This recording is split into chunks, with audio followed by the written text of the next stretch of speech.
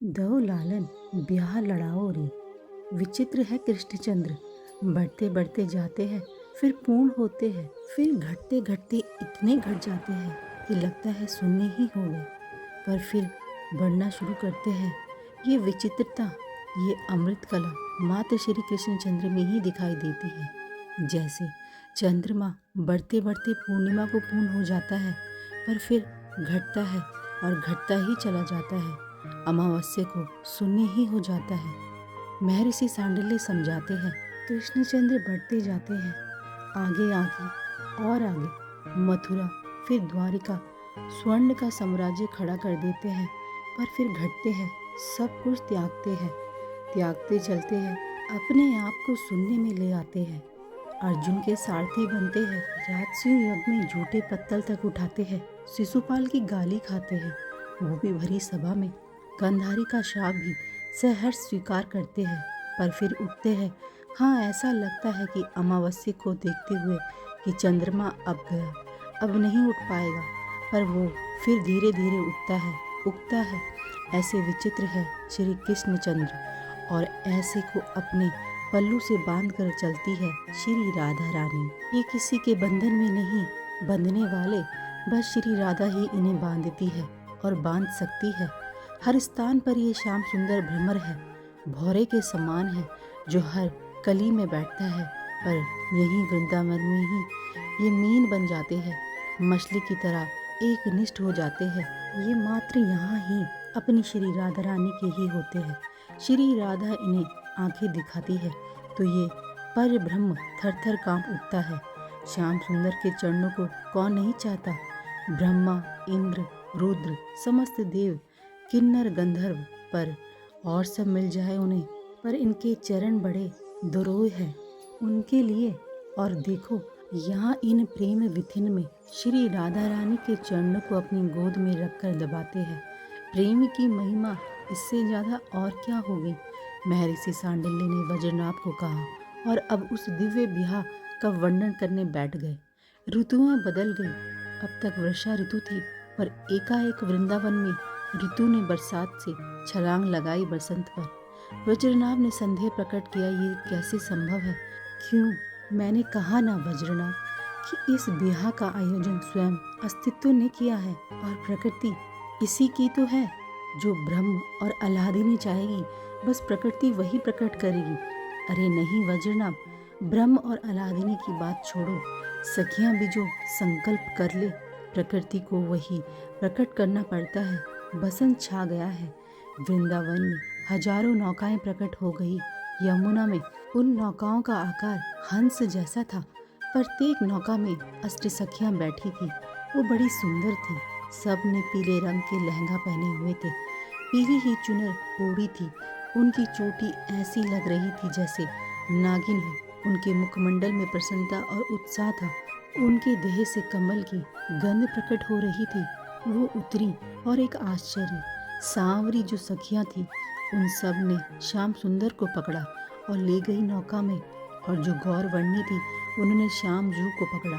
वो राधा रानी के पक्ष की थी, ले गई उस दिव्य नाव में। हे वज्रनाभ, मुझ में सखी भाव का अभाव था, इसीलिए श्री जी के श्रृंगार को देखने का मैं अधिकारी नहीं हुआ। हाँ, पर मैंने श्याम सुंदर के श्रृंगार को देखा, दर्शन किया मैंने। उस समस्त देव और देवियां आकाश में ललायित हो देखने का प्रयास कर रही थी, पर नहीं, पर मैंने दर्शन किए उस दिव्य श्याम कांति के। वो सांवरी सखियां श्याम सुंदर को एक नाव में ले गई। रंग बिरंगे पर्दे लगे थे उन नावों में, फूलों की पच्चकारी थी उनमें। सखियों ने एक स्वर्ण के पाटे में बिठाया श्याम सुंदर को। शरीर में जो वस्त्र धारण किए थे श्याम सुंदर ने उसे हटाया। मैंने दर्शन किए, इन्हीं नेत्रों से दर्शन किए वज्रनाभ। वो दिव्य श्याम आभा, श्याम छटा छटक रही थी उनके देह से। उनका देह ऐसा था जैसे जैसे कुछ सोचते हुए महर्षि उपमा खोज रहे थे, पर कोई उपमा उन्हें मिल ही नहीं रही थी। जैसे माखन में हल्का नीला रंग मिला दो तो कैसा लगेगा आकाश का रंग, हल्का नीला रंग। छोड़ो वज्रनाभ, श्याम सुंदर के अंग का रंग क्या है, कैसा है, इसकी इस जगत में कोई उपमा ही नहीं है। फिर आगे कहने लगे, उपटन लगाया सखियों ने उनके देह पर, पर वे चंचल नेत्र इधर उधर ही देख रहे थे। क्या देख रहे हो लाल? सखियों ने उपटन उनके कपोल में लगाते हुए छेड़ा। सखी, मेरी प्यारी कहाँ है? मिल लेना, मिल लेना, अभी तो समय लगेगा। सखियां हंसने लगी। सखी, मेरा मन अब इन सब में नहीं लग रहा, जल्दी करो ना, मुझे अपनी प्राण वल्लभा को देखना है। मेरा मन अधीर हो रहा है, मेरा मन अब मेरे वश में नहीं है। कहाँ गई मेरी स्वामिनी? बोलो सखी। श्याम सुंदर की ऐसी स्थिति देख सखियों ने नौका का पर्दा तनिक उठाया। आज आप दोनों का ब्याह है, वो देखो आपकी प्यारी सज रही है। क्या उनको भी उपटन लग रहा है? कितने मासूम बन रहे थे श्याम सुंदर। हाँ, बस कुछ देर के लिए और ठहर जाओ प्यारे, फिर आपकी प्यारी आपकी ही होंगी। पाटे में बैठ गए श्याम सुंदर। फिर उपटन मल रही है सखियां। अब केसर का जल जो हल्का गुनगुना था, उसमें गुलाब जल और केसर दोनों ही सुगंध आ रही थी। उससे स्नान कराया गया। लालजू को सुंदर कोमल रेशमी वस्त्र से उनके सांवले देह को पोंछा। सखियों ने पीली धोती पहनाई, पीले आधे भा की बगलबंदी, सुंदर रेशमी पीताम्बरी, केस जो घुंघराले थे उसमें सुगंधित तेल लगा दिया और उन्हें और बिखेर दिया। वज्रनाभ, मैं क्या बताऊं, वो घुंघराले बाल जब उनके मुखमंडल में आ रहे थे तब ऐसा लग रहा था कि भौरों का समूह कमल पर मंडरा रहा है। रोरी का तिलक माथे में लगा दिया था श्याम सुंदर के। छोटे छोटे मोतियों को अक्षत के रूप में उन तिलक पर सजा दिया था। तभी एक सखी सुंदर और छोटा सा सेहरा लेकर आई, उसे सिर में बांध दिया। एक सखी ने पान श्याम सुंदर को खिलाया। वैसे ही इनके अधर लाल थे और लाल हो गए। इतना सजाने के बाद सखियां दूर हट गई, क्योंकि ज़्यादा ही पास से रूप सौंदर्य का सही सही पता नहीं चलता, इसीलिए कुछ दूरी भी जरूरी है। सखियां दूर जाकर देखने लगी। हे वज्रनाभ, इस रूप सुधा को देखकर कोई सखी मूर्छित ही हो गई, कोई अपने आप से बाहर चली गई, कोई सखी भाव अतिरेक में अपने आंखों का काजल निकालकर श्याम सुंदर को डिठोना लगाने लगी ताकि नजर ना लगे। अच्छे लग रहे हो लालजू, पर हमारी लाली तुमसे भी अच्छी लग रही है, एक सखी ने कहा। अब तो दिखा दो हमारी प्रिया को। हाथ जोड़ उठे श्याम सुंदर। चलो। इन नौका से उतारा सखियों ने।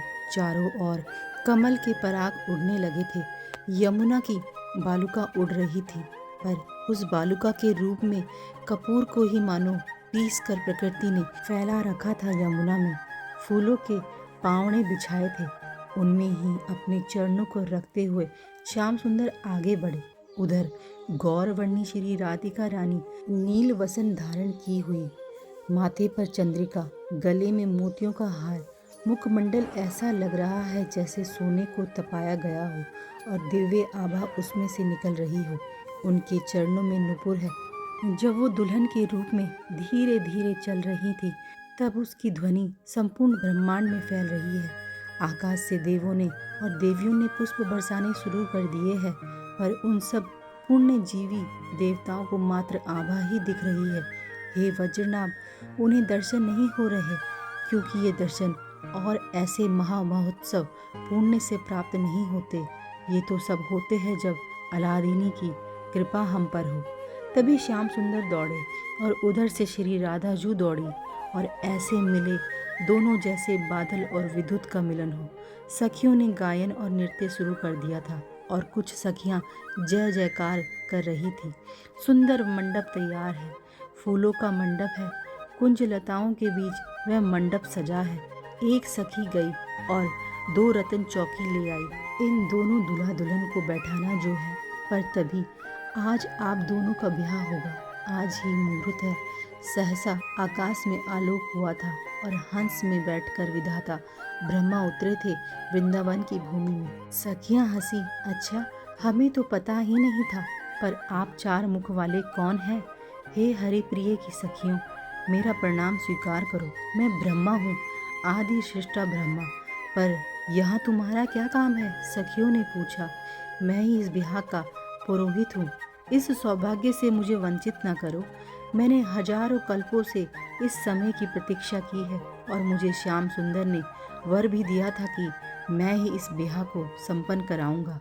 पर इनके वर देने से क्या होता है? सखियों ने फिर ठिठोली की। ये तो हमारी लाली के पल्लू से बंधे हैं, इसीलिए आप हमारी लाली से ही प्रार्थना कीजिए। सखियों ने ब्रह्मा जी को कहा। विधाता ब्रह्मा जी ने हाथ जोड़कर श्री राधा रानी की स्तुति करनी प्रारंभ कर दी थी। दूल्हा दुल्हनी नखसिक शोभा, श्री हरि प्रिया नी रखी मन मोहा। जय श्री राधा, जय श्री हरिवंश।